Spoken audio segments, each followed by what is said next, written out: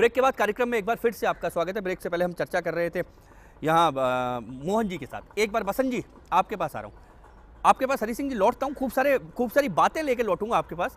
पहले तो मैं बसंत जी के पास आता हूँ। बसंत जी, राजनीतिक दल सुलझाना नहीं चाहते, दिक्कत ये है। सुलझाना चाहते तो शायद बैठकर बातचीत हो, बच्चू सिंह जी कह रहे थे बैठकर बातचीत होती, या मोहन जी कह रहे हैं कि सुलझाना, राजनीतिक दल कोई सुलझाना नहीं चाहता। और आप तो उस राजनीतिक दल से हैं जिसके एक जड़ के जो प्रमुख हैं वो कह चुके हैं समीक्षा करो।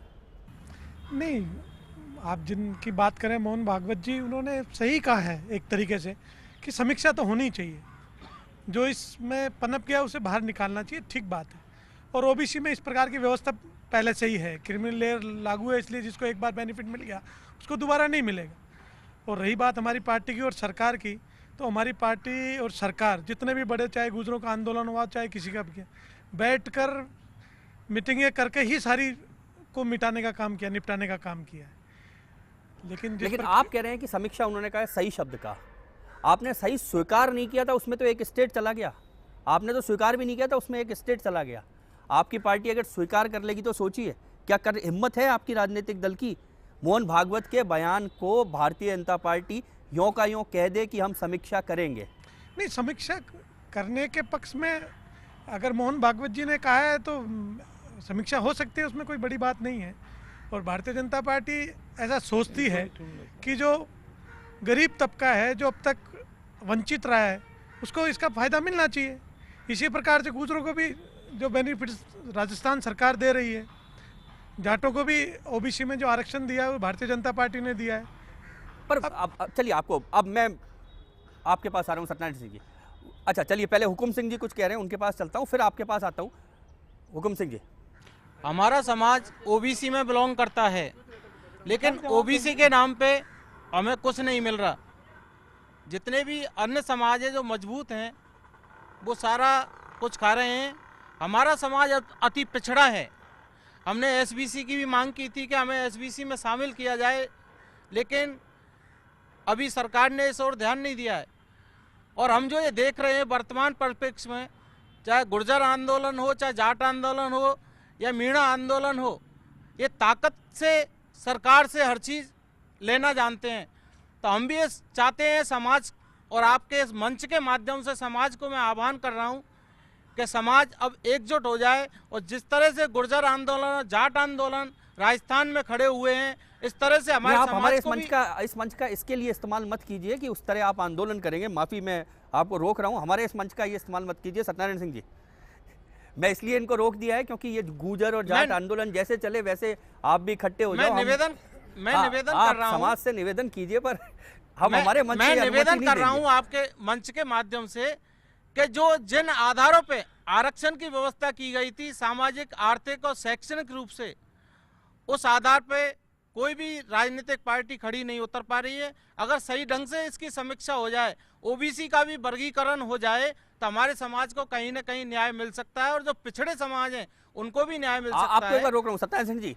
अब दो बातें, आरक्षण है लेकिन फिर भी असंतोष है, आरक्षण में भी असंतोष है। दूसरी चीज कह रहा हूं, क्या सही समय है अब समीक्षा का या पुनर्विचार का? देखिए, समीक्षा एक शब्द ऐसा है जो छलावा लिए हुए है। इसका ये जब संगमा स्पीकर थे उस समय भी एक कमेटी पिछली सरकार ने, वाजपेयी जी सरकार ने स्थापित की थी, और जो उसने रिपोर्ट दी उससे इनको पीछे हटना पड़ा। उसका कारण ये है कि आज दलित और पिछड़ा वर्ग मिल करके 70-75% से ज़्यादा आबादी होती है, इसलिए वो जनगणना की रिपोर्ट भी जारी नहीं की गई। मेन प्रश्न ये है कि यदि हम जो संविधान में प्रावधान है उसका ईमानदारी से पालन करें, जो नीति है उसको नियत से लागू करें। आपको ताज्जुब होगा, आज 5 से 10% ही ओबीसी वर्ग को आरक्षण मिला है, आज तक औरों को नहीं मिला है, क्योंकि देने वाली जो व्यवस्था है वो इस रूप में नहीं है। मैं स्पष्ट कहना चाहता हूँ कि आरक्षण जातिगत नहीं है। हम इसको चेंज कर सकते हैं कि व्यवसाय और आय बगैर जाति का रेफरेंस किए हुए उसको अगर हम आरक्षण का मुद्दा बना के चले। पर सत्यनारायण सिंह जी, ये हो सकता है, आप जो कह रहे हैं मैं खुद मानता हूँ ये हो सकता है। क्या करने की स्थिति में सरकारें हैं क्या? देखिए सरकारें अब इसका आरक्षण का पूरी तरह या समाज स्वीकार कर लेंगे? चलिए आपके बाद मैं हरी सिंह जी के पास आऊंगा, हाँ, पूछूंगा, इसका समाज को स्वीकार करवा लेंगे? आरक्षण का मुद्दे का राजनीतिकरण हो गया। लोगों ने ये महसूस कर लिया कि जो सामाजिक एकता दिखाएंगे, जो कानून को अपने हाथ में लेंगे, जो आगे आंदोलन करेंगे, हिंसात्मक तो प्रशासनिक कमियों से हो जाता है और लोगों की इच्छा भी होती है कि थोड़ा बढ़ के तो हमारी मांग मंजूर हो जाती है, मगर इस तरीके से अगर हम चलाएंगे तो संविधान का फेलियर होगा, संविधान के प्रावधानों का होगा और आरक्षण को हम विकृत बनाते जा रहे हैं, इसमें कोई दो राय। चलिए गिरिराज सिंह जी कुछ कह रहे थे बीच में और उसके बाद पीछे से कोई एक कुछ कहना चाह रहे हैं, फिर हरी सिंह जी आपके पास आऊंगा। जो सत्यनारायण सिंह जी ने कहा उस पहले एक बार गिरिराज सिंह जी और एक पीछे से कह रहे हैं, उसके बाद आपके पास आता हूं। मैं आपको ये कहना चाह रहा हूँ कि आज की तारीख में अगर आप उसका संपूर्ण आकलन करें तो दो ही जातियाँ हैं, या तो गरीब और या अमीर।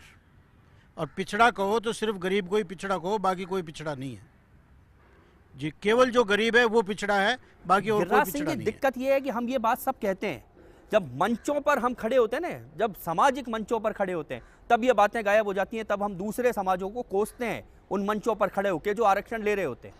चाहे गुजरों की बात कर लो, चाहे राजपूत समाज, चाहे ब्राह्मण समाज, चाहे और जितने भी समाज है। आरक्षण में भी सेक्रीफाइस की जरूरत पड़ेगी। जो समाज आरक्षित हैं उनके जो अगवा लोग हैं, जो वेल टू डू लोग हैं, उनको सेक्रीफाइस अपने पिछड़े लोगों के लिए करना पड़ेगा, तब तो उस आरक्षण की सार्थकता है। और वो नहीं करें तो नहीं होगी।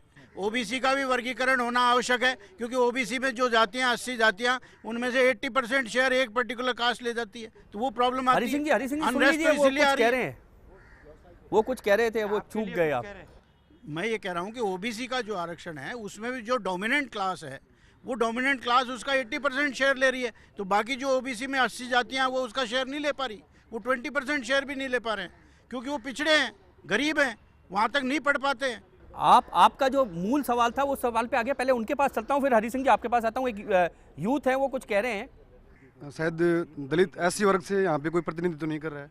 हाँ बिल्कुल सही कह रहे हैं। तो मैं चाहता हूँ कि मुझे पूरा कहने का पूरा हाँ, कहने बोले, का मौका बोले। मिले। और दूसरी बात यह है कि बात अभी जिसे गिरिराज सिंह जी ने भी कही, उनसे पहले श्रीमान जी ने उन्होंने भी कही कि आरक्षण आर्थिक आधार पर होना चाहिए। और उससे पहले उन्होंने गिरिराज सिंह जी ने एक बात और कही कि जातियों में जो आरक्षण का फ़ायदा उठा रहे हैं वो संपन्न लोग ही उठा रहे हैं, एससी में भी, चाहे एसटी में देख लो या फिर ओबीसी में देख लो। तो मैं उनसे ये कहना चाह रहा हूँ कि उन्होंने ये कही कि आर्थिक आधार पे होना चाहिए। मानता हूँ कि चलो आर्थिक आधार पे भी हो जाएगा, तो उसका फ़ायदा क्या संपन्न लोग नहीं उठाएंगे? जैसे आज भी बीपीएल का रिकॉर्ड उठा के देख लो आप, बीपीएल का रिकॉर्ड उठाओगे तो वही लोग, संपन्न लोग ही इसका फ़ायदा उठा रहे हैं। तो इस चीज़ को मैं नकारना चाहता हूँ कि आर्थिक आधार पर होना चाहिए। धन्यवाद। हरी सिंह जी, अब वो घूम फिर कर जो 2-3 चर्चाएं थी, उन चर्चाओं के बाद आपके पास आ रहा हूँ। ओबीसी में असंतोष है, उनका कहना है असंतोष है, आरक्षण में भी असंतोष है। देखिए, तो क्या इस देश में प्याज के छिलके हैं, एक छिलका उखाड़ो दूसरा छिलका है। तो ये ओबीसी में कितनी जातियां हैं और शेड्यूल कास्ट और शेड्यूल ट्राइब में कितनी जातियां हैं, आपको अंदाज ही होगा, 3000 कुछ जातियां हैं। तो आपस में जो जातियों का लड़ना, कोई ईमानदारी से बात कर नहीं रहा। ईमानदारी की बात तो है ये, न तो पॉलिटिकल पार्टी कर रही है, न राज करने वाले लोग कर रहे हैं। सत्यनारायण सिंह जी ने मैं ईमानदारी से करता हूँ, लगता है लोगों को ओबीसी में इनको लगता है कि भाई जाटों का बड़ा हिस्सा है तो जाट लाभ ले रहे हैं। पॉपुलेशन ज़्यादा है तो फायदा भी ज़्यादा ही उठाएंगे, और सेंट्रल जेल में भी वही ज़्यादा है, वहाँ से निकालो ना उनको। फिर सेंट्रल जेल में भी जाट ही ज़्यादा है, आपको मालूम है। तो जब जाटों की आबादी ज़्यादा है तो सिलेक्शन में ज़्यादा आएंगे, वैसे भी आएंगे।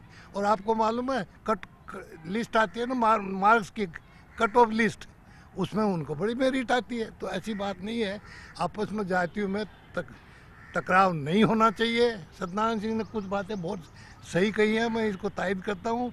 लेकिन एक बात मैं आपको कहना चाहता हूँ कि टोटल समीक्षा मेरी जब अटल जी से बात हुई थी आरक्षण के मामले में, मैं बताऊँ आपको, तो मैंने कहा अटल जी इस आरक्षण को स्क्रैप कर दो आप। चरण सिंह जी थे जब भी, मैंने कहा था स्क्रैप कर दो उनको, तो कोई हिम्मत तो करता नहीं। मैंने कहा अगर अटल जी जहर को पीना ही है तो डाइल्यूट तो करो। नहीं, पर दिक्कत ये है ना कि सबको जमीन हिलने का डर लगता है। मैंने अटल जी से कहा था कि जहर को पीना ही है तो डाइल्यूट तो करो। तो उन्होंने कहा तेरी बात ठीक है। और जहाँ तक राजस्थान में कांग्रेस को देने की बात है, ये गलत बात है। जब अटल जी ने दे दिया था, मेरी बात होने के बाद में, मैं संघर्ष समिति का चेयरमैन था, तब कांग्रेस को लगा कि जाटों को एक फिगा लो।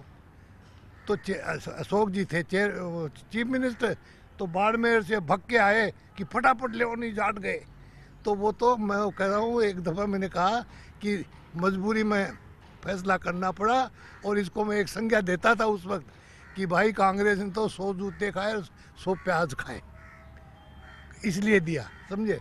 तो खैर वो मैं इसके खिलाफ नहीं हूँ, कांग्रेस देती है। धौलपुर वालों को तो कांग्रेस नहीं दिया। हाँ, वो भी मजबूरी में, तो पॉलिटिकली मैं यही तो बात कर रहा हूँ कि राजनीतिक मजबूरियां आपकी, बिल्कुल हरि सिंह जी आप राजनेता भी हैं, राजनीतिक मजबूरियां हैं आप लोगों की, स्वीकार तो कीजिए फिर। बिल्कुल मैं स्वीकार करता हूँ कि राजनीतिक ये पॉलिटिकल फैसले होते हैं, ये कोई ईमानदारी से फैसला नहीं हो रहा। तो क्या क्या क्या अब पिछड़ा कौन और है, इस मैं- पर चर्चा मैं- होना जरूरी नहीं है? और मेरी माने, हालांकि मैं कह दूं, ये भी मेरे को ज़रा लग रहा है, कहूं कि नहीं कहूं, कि आरक्षण का मामला सारा ख़त्म कर देना चाहिए। मेरी व्यक्तिगत और आरक्षण देना चाहिए। नहीं मैं सुनो, बिल्कुल दे रहा हूँ, आपके सुनो, पास आ रहा हूँ, सुनो, लेकिन सुनो, हरि सिंह जी सुनो, मेरा एक सवाल है, आप पहले बोलिए फिर मेरा सवाल पूरी है। बात तो करने दो। और आरक्षण का आधार बदल देना चाहिए। क्या आधार होना चाहिए? आर्थिक वार्थिक सब बेकार है। जो इंटर रिलीजियस, जो इंटरकास्ट मैरिज करे, उनको दो, हिंदुस्तान बना दो। ये कोई तैयार है क्या? यहाँ कोई तैयार नहीं है। हिंदुस्तान अगर बनाना है तो जाति प्रथा को खत्म करना पड़ेगा, और हिंदुस्तान नहीं बनाना है तो यह जातियों हरि सिंह जी अभी 3 वर्ष हैं, अभी 3 वर्ष है। जाति मैं प्रथा एक बात जब कह रहा तक हूँ, रहेगी, आरक्षण का मामला होगा और आपस में लड़ाई होगी।